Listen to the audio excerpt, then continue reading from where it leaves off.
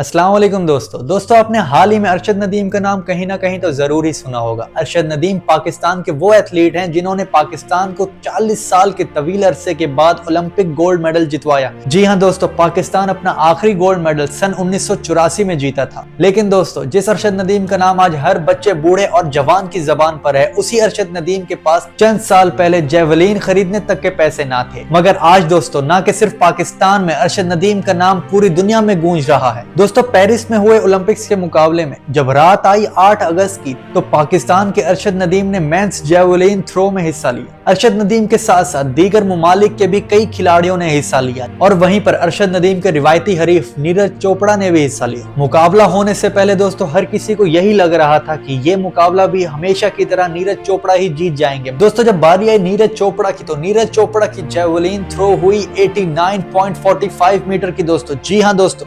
89.45। ये कोई कम थ्रो नहीं थी दोस्तों। हर किसी को यही लगने लगा था दोस्तों कि पाकिस्तान इस बार भी गोल्ड लेने से चूक गया। लेकिन दोस्तों, जब बारी आई अरशद नदीम की, तो अरशद नदीम ने ओलंपिक्स की तारीख का 118 साल रिकॉर्ड तोड़ डाला। अरशद नदीम की वो थ्रो 92.97 मीटर रिकॉर्ड हुई। जी हाँ दोस्तों, एक ऐसी थ्रो जिसने पाकिस्तान के लिए गोल्ड मेडल कंफर्म कर दिया था। लेकिन दोस्तों, अभी भी अरशद नदीम के रिवायती हरीफ नीरज चोपड़ा के पास 4 ऐसे मौके थे जिसमें वो ये रिकॉर्ड तोड़कर गोल्ड मेडल अपने मुल्क के लिए हासिल कर सकते थे। लेकिन दोस्तों, अरशद नदीम की उस थ्रो के बाद नीरज चोपड़ा हमेशा ओवर द लाइन गए और उनकी 4 थ्रो में से एक भी थ्रो काउंट न की गई। आज पाकिस्तान के साथ साथ दुनिया भर से अरशद नदीम के लिए इनामात की आवाज आ रही है। कहीं से 10 करोड़ का इनाम दिया जा रहा है, कहीं से 5 करोड़ का इनाम दिया जा रहा है, कहीं से गाड़ी, कहीं से बंगला, कहीं से स्टेडियम उनके नाम पर रखा जा रहा है, तो कहीं पर सोने के ताज उनके लिए बनाए जा रहे हैं। मगर दोस्तों, जिस वक्त अरशद नदीम को हम सब के सपोर्ट की जरूरत थी, क्या हमने एक कौम होकर उनको सपोर्ट किया? जब उनको हुकूमत के सपोर्ट की जरूरत थी, क्या हुकूमत ने उनको सपोर्ट किया? जब उनको रिसोर्सेज की जरूरत थी, क्या उनको वो रिसोर्सेज फराहम किए गए?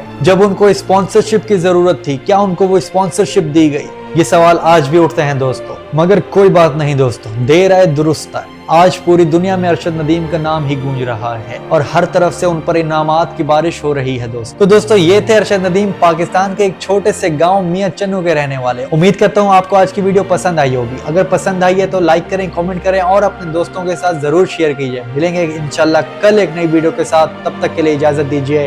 अल्लाह हाफिज। पाकिस्तान जिंदाबाद।